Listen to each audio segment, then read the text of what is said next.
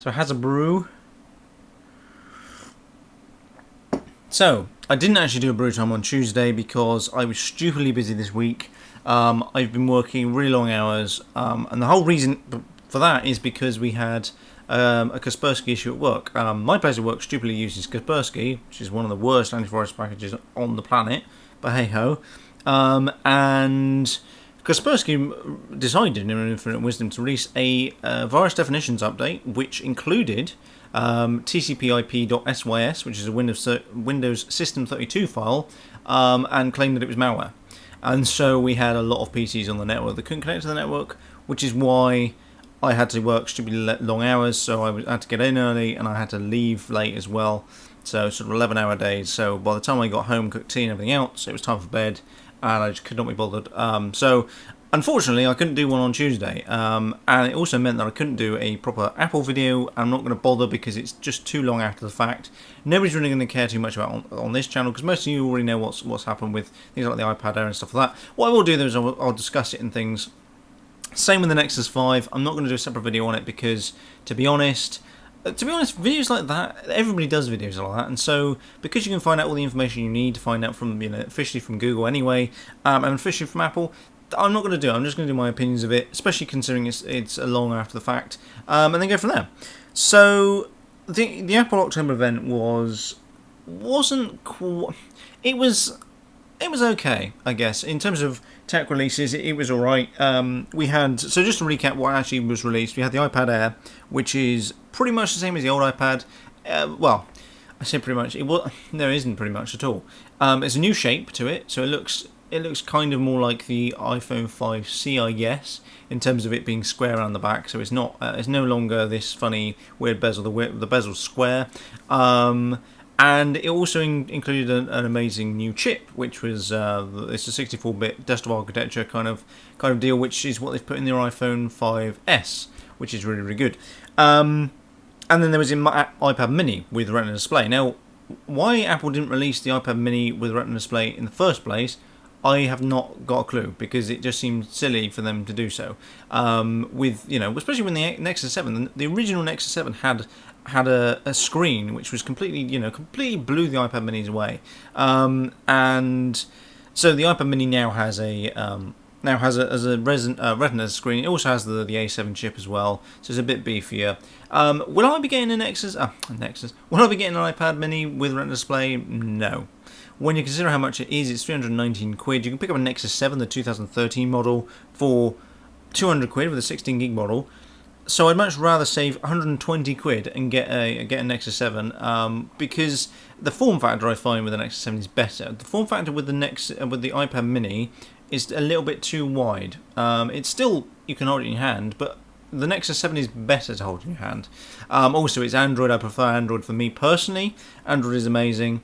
I still have my iPad. I still have my iPad here, and I've kept it because I need an iOS device, really. I work in, I'm an IT tech. I work in IT, and as part of that, having an iPad, having an iOS device is really good, because it means I can try things out, try apps out. I can provide our users with a great level of service by being able to use an iOS device.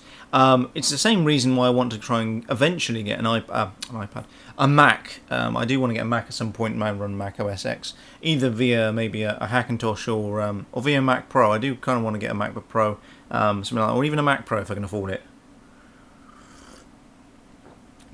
So yeah, iPad Mini with Retina. Probably not. I'm not going to go and buy one because it's. I don't like the form factor. I think the form factor is a little bit too wide. I prefer the fact that the Nexus. The Nexus 7 is built like a brick shithouse. It'll fit in your pocket, which is what I love. I love the fact you can fit it in your back pocket.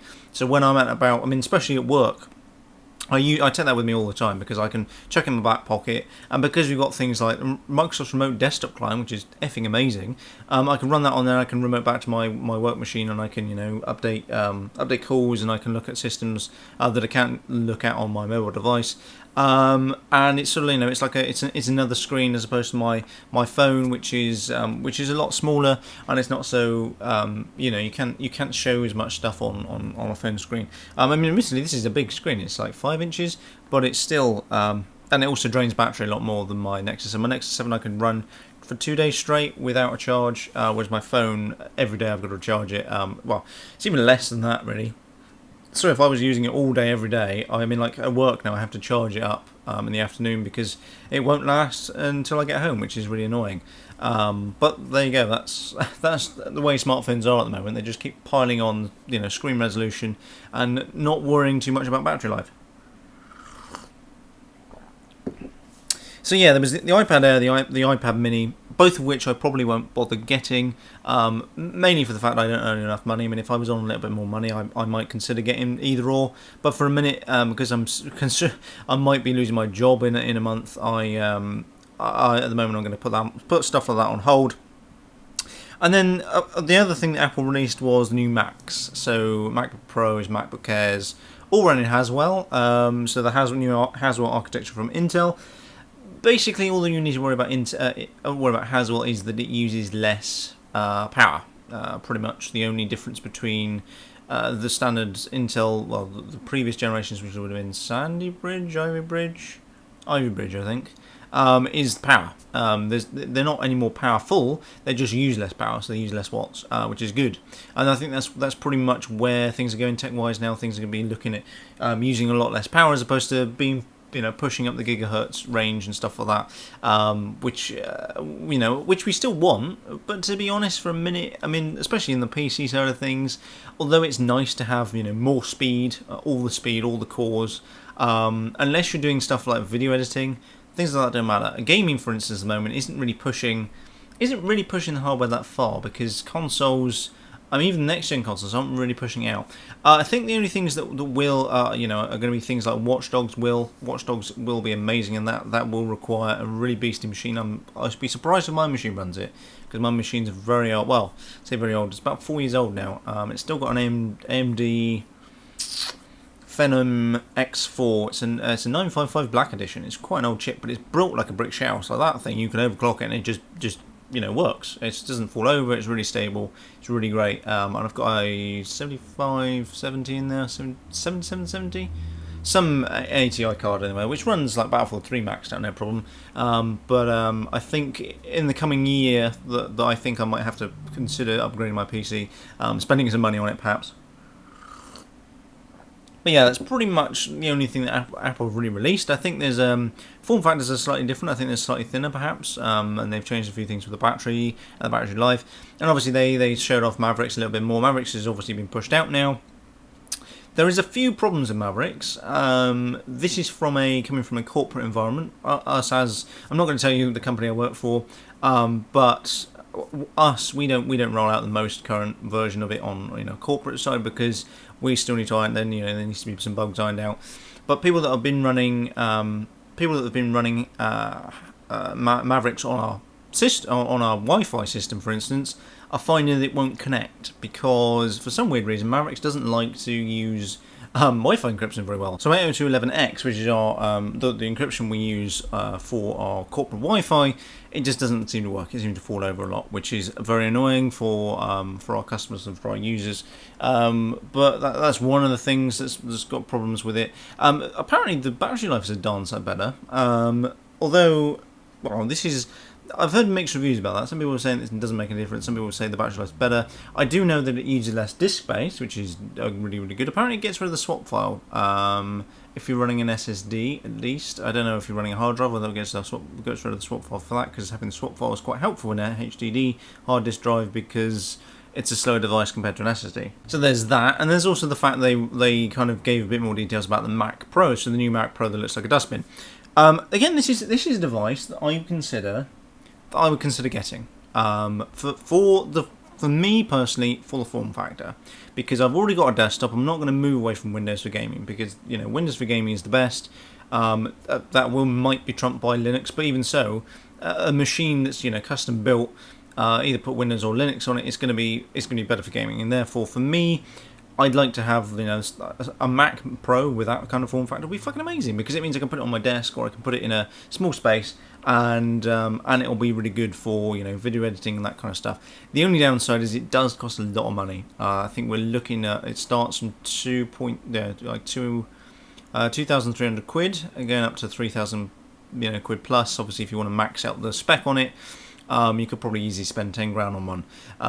If anybody wants to donate one, of course they can do, but that's never going to happen on the my subscriber base. I'd love to be able to for people to be able turn around, or for me to be able to earn enough money from this, be able to just buy one. But unfortunately, that's not the case. So yeah, I would get one if I had the money. If I had the money, I would definitely go and buy one. Simply for that fact, for the form factor, for the fact that I want to learn Mac, for the fact that I want to do media, because I currently use Sony Vegas, but I'd love to be able to use Final Cut. Final Cut was the industry standard, moving more towards CS6, CS6.5. So the Creator Suite, Adobe's system, especially as an industry standard, because you can use it on Mac and Windows, and it's just better in every way compared to Final Cut and compared to the Mac system. But I'd still love to be able to use Final Cut because it's an extra skill set that I can have. Obviously, you can use things like Pro Tools, which is really cool as well. So there's lots of things you can do, which is why I'd like to use it. And also, it just means I get to learn Mac. And it's a really powerful system and really small form factor, which is what I love. So anyway, let's move on to Google's news this week, which was the Nexus 5 and Android KitKat. Now, the Nexus 5 is, for me, it's not that impressive. I mean, I'm not going to go out and buy one. I think the most impressive thing with the Nexus lineup, anyway, and it's always been the case, is it's cheap. It's very cheap. The Nexus 5 is something like 300 quid, I think, for the 16 gig model. So we're looking at 299, which is really good for the spec you're getting. I mean, it's a 4.95 inch screen, Snapdragon 800, 2.3 gigahertz, 8 megapixel camera, things like image stabilization, but not software image stabilization, physical image stabilization, thanks to LG. So there's some really great features within there. And obviously then we've got the LG G2, which is coming out, which will be really great again, because I mean, I have to say I was a bit skeptical when LG kind of made because obviously Motorola made them before that. Did Samsung? I don't think Samsung made one at any point, but Motorola made some before that, and obviously Google now own Motorola. Now, why they've not gone the Motorola route, I don't know. It would make sense for Google to team up with Motorola, because obviously they own Motorola now, for the guys at Motorola to create some really good hardware, because then Google can control the hardware and the software. Perhaps maybe we might see that in the future with Nexus devices, probably with something like the Nexus 7, although Asus have got that nailed down. So Google will be silly to get rid of the Asus brand, because obviously Asus has got the buying power, they've got all they've got the technology, because they're still an active company, they've not been bought out by anybody. They've got corporate interest there to develop better hardware and better everything. So that's pretty much it, I guess, in a nutshell, in terms of the news I've missed, because I've obviously been dealing with this Kaspersky issue. I will put a link in the description below of where you can find out more information about the Kaspersky issue. There's a Kaspersky released a fix for it, so if you are still having problems with it, although Christ knows how the hell you're on the internet, I guess maybe if you're watching this on a mobile device. Number one, get rid of Kaspersky, full stop, capital letter new sentence. If you pay for antivirus, you're probably an idiot, unless you're a business customer. If you pay for antivirus, just bin it. So if you pay for Norton, McAfee, or AVG, or Avast, or any of those, don't pay for it. You don't pay for antivirus, especially in Windows 8. Just don't bother with antivirus in Windows 8, because you don't need one. Windows 8's got its own built-in antivirus, and it's very, very, very good. And obviously, just don't go on dodgy sites, and you'll be fine. So that's pretty much it. The competition's been closed, of course. Competition was won by a load of people. I'm not going to reel out a list of names because it doesn't matter. I've still got some keys to give away, because I've got some left over, because the competition, people didn't actually enter it as much as I was thinking. So I've still got some keys to give away, not for Battlefield 3. Battlefield 3's gone, but things like Sims, things like Mirror's Edge and things. I've still got some keys to give away. I might figure out some way of doing it, perhaps like a Christmas giveaway or something like that, or maybe even have a hit like quite close to 500 subscribers now, so of course tell your friends, like, subscribe, all other rubbish.